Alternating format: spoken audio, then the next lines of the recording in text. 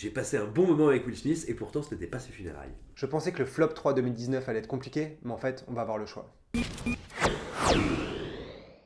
Salut à tous, je suis aujourd'hui avec vous et avec Geoffrey pour vous parler de Gemini Man, un film qu'on a découvert il y a quelques jours et sur lequel on a des avis plutôt très contrastés, donc on va vous en causer tous les deux. Techniquement, pour moi, le film est vraiment un gros choc, une grosse bombe. Et avant de rentrer dans le détail, j'aimerais vous expliquer un truc tout bête déjà. Je sais, vous allez me dire, ah, les bandes annonces sont affreuses. C'est vrai, elles sont pas top et elles sont d'autant plus pas top que le film a été tourné en 3D à 120 images par seconde et que donc le ramener, on va dire, sur YouTube comme ça, bah, c'est très compliqué d'en faire quelque chose d'agréable à regarder. Le rythme habituel au cinéma, c'est 24 images par seconde. Ça nous vient de l'usage de la pellicule, même si aujourd'hui on tourne en numérique, on est encore sur ce ratio-là. Pourquoi ? Bah, tout simplement, c'est pour une raison économique. À l'origine, c'était le nombre de photogrammes minimum pour maintenir l'illusion du mouvement et en même temps pour pas mettre trop d'images dans la pellicule et pour que ça coûte pas trop cher à produire. Donc c'est pas une norme esthétique à la base, ça l'est devenu bien sûr vu qu'on a tous depuis des décennies grandi et regardé et on va dire apprivoisé notre regard avec des films en 24 images secondes.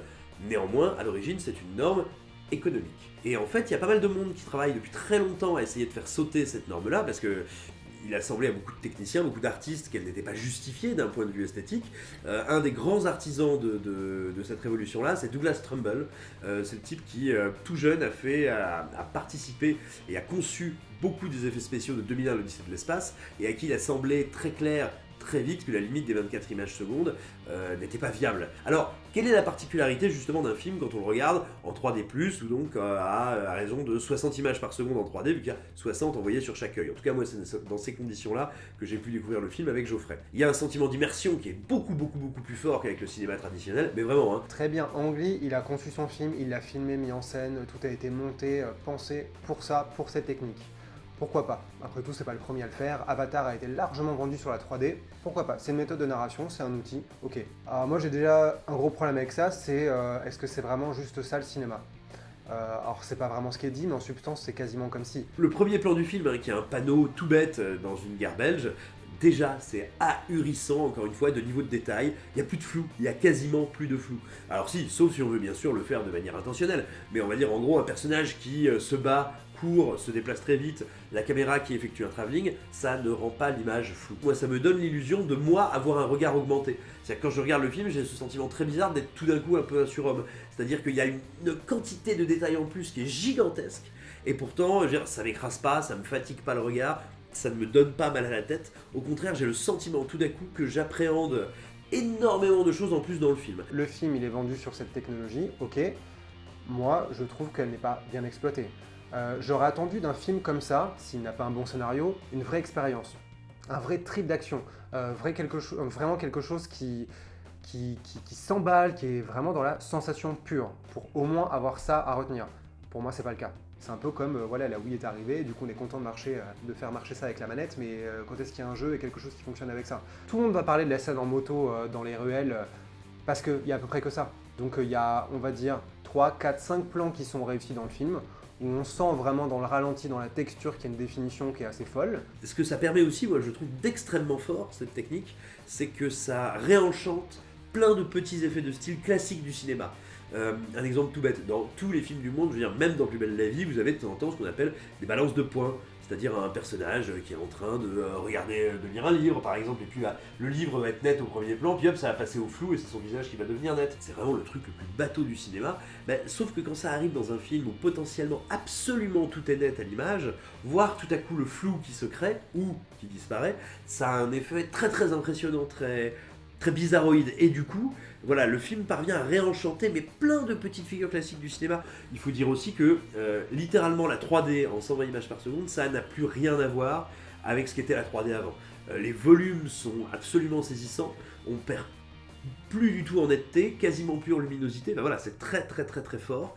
Vraiment, encore une fois, moi je vois pas ça comme plus réaliste, je vois ça comme invraisemblablement immersif. Et il faut parler aussi là-dedans justement aussi de la création de Will Smith jeune, parce que l'histoire de Gemini Man, c'est quand même Will Smith, tueur à gages qui bosse pour l'armée depuis très longtemps, qui est sur le point de prendre sa retraite, à qui on envoie pour se débarrasser de lui un clone de lui de 30 ans plus jeune. C'est pas du tout les mêmes technologies qui ont été employées par exemple que sur Captain Marvel, dans lequel ce bon vieux Samuel L. Jackson est rajeuni numériquement. Pas du tout. Là dans Gemini Man, c'est entièrement une doublure numérique, parce que la question était en gros de réussir à avoir un corps qui soit beaucoup plus athlétique que celui de Will Smith, qui ne se déplace pas pareil, voire, moi j'ai le sentiment un peu, il pousse un peu les potards pour le rendre vraiment un peu phénoménal, un peu surréaliste, un peu surréel, un peu pas artificiel, mais voilà, on sent bien que c'est un surhomme qui a été créé en laboratoire. Et du coup, ça a un effet qui est très intéressant, c'est qu'en gros, d'un strict point de vue d'effets spéciaux, c'est juste sidérant. C'était quand même hyper facile de faire une réflexion sur Will Smith qui est vieillissant, qui est confronté à son reflet plus jeune, qui est plus fort, plus performant.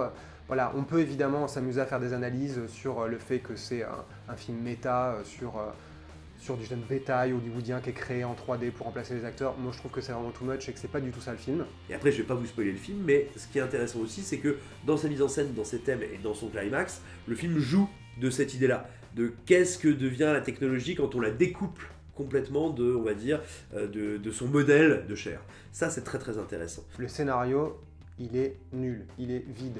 C'est une histoire qu'on a vue 10 000 fois. Il n'y a aucun personnage qui est incarné. Tout ça, c'est un prétexte à une pauvre petite aventure qui est elle-même surtout prétexte à cette démonstration de force technique. C'est quand même un énorme problème puisque c'est pas pour faire le rétro, le vieux con, mais un film, c'est quand même avant tout une histoire. C'est des émotions, c'est pas juste de la sensation. Il y a une scène de baston en moto qui est plutôt amusante, bon pourquoi pas, mais je ne trouve pas que ce soit dans le découpage ou même dans juste la conception de l'action, l'utilisation du décor, de la profondeur de champ, des dimensions, de la vitesse. Je trouve que ça n'est même pas plus fort qu'un Michael Bay dans ses meilleurs moments où il va vraiment donner une impulsion dans le vide, où il y a tout qui tombe dans l'immeuble de Transformers 3. Je trouve qu'on n'est pas beaucoup plus haut que ça, quoi. Et c'est pas l'ajout, cette espèce de plus-value technique qui pour moi donne une puissance décuplée à ces scènes d'action. Donc voilà, moi en gros, si vous voulez, le sentiment que j'ai en voyant Gemini Man en 120 fps, c'est littéralement de ne jamais avoir rien vu de tel. La moindre scène d'action, une caméra embarquée derrière un motard, ça devient un truc incroyablement spectaculaire. Il y a des moments où il y a tout simplement des changements d'espace. La caméra passe d'un petit couloir à une pièce plus ouverte, à un patio, ça se passe à Carthagène en Colombie, et rien que les changements de luminosité, de sentiments d'ouverture, ça provoque des émotions physiques sur le spectateur qui sont assez démentes. Alors si en plus les types se lancent des grenades et se mettent des coups de pied dans la tronche, c'est vraiment ravageur. Littéralement, moi je n'ai jamais vécu d'expérience de ce type sur un grand écran, donc vraiment je vous recommande de tester le truc, ça vaut vraiment le coup. Par contre, voilà, le film est à voir vraiment en 3D, 120 fps. Par conséquent, ça veut dire que c'est comme si on avait affaire à un one-shot. En gros, le film, il ne peut être vu qu'en salle. Il a été pensé pour les salles. C'est en gros l'équivalent de Michael Jackson en 3D, ou je sais pas ce qu'il y a aujourd'hui, à Disneyland. On ne pourra pas le voir chez soi avec un bon projecteur 3D, un super lecteur Blu-ray et tout ça, ce ne sera pas les bonnes conditions. C'est-à-dire qu'on a affaire à un film qui est vraiment hors norme, mais même pas dans le bon sens. C'est-à-dire que toute cette notion de démocratie du film, qu'on peut consommer de plein de manières, qu'on peut regarder chez soi, qu'on peut acheter, qu'on peut décortiquer, ça ne marche pas, ça ne s'applique pas pour celui-là. Ce qui pose une vraie question, et qui encore une fois renvoie au fait que tout le film est bâti sur cette technologie. Donc ça veut dire que ça limite énormément le spectre et les occasions pour le voir. Alors après, le film, c'est quoi ? Bah, le film, c'est un petit thriller d'action avec de la SF. C'est pas un film honteux, hein. Moi j'ai lu ici et là que c'était une horrible série Z, gna gna gna gna gna. Non, c'est...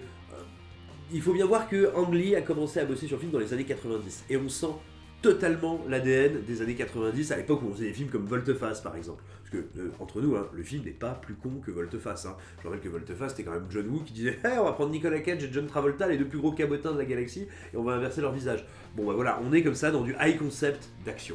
Alors, Ang Lee n'a pas la virtuosité de John Woo de l'époque, loin s'en faut, mais néanmoins voilà, son film est pas honteux, il est trop bavard, il est un peu trop long. Au début du film, Will Smith il parle donc du fait qu'il a du mal à voir son reflet dans un miroir, qui est quand même l'image la plus pourrie dans un blockbuster ou dans un scénario tout court, pour parler du fait qu'un homme a du mal et a des remords et a du mal à vivre avec lui-même.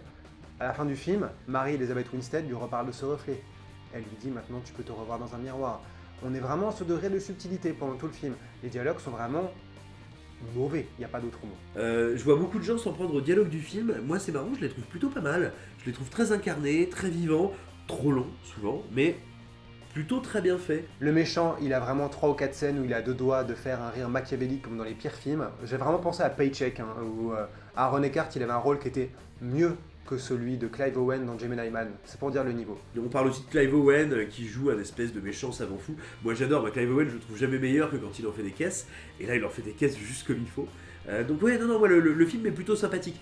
Si vous ne pouvez pas le voir en 120 fps et en 3D, je suis pas convaincu qu'il vaille le coup d'une place de cinéma, mais c'est pas un film honteux. Par contre, oui, voilà, effectivement, dans son scénario, dans ses thèmes, dans sa déco, même dans sa photo et dans ses chorégraphies, il a été intégralement pensé pour ce mode de diffusion. C'est comme ça qu'il exprime, on va dire, son plein potentiel. On peut redécouvrir quelque chose en HD, en Blu-ray, et se dire « Waouh, c'est encore mieux ».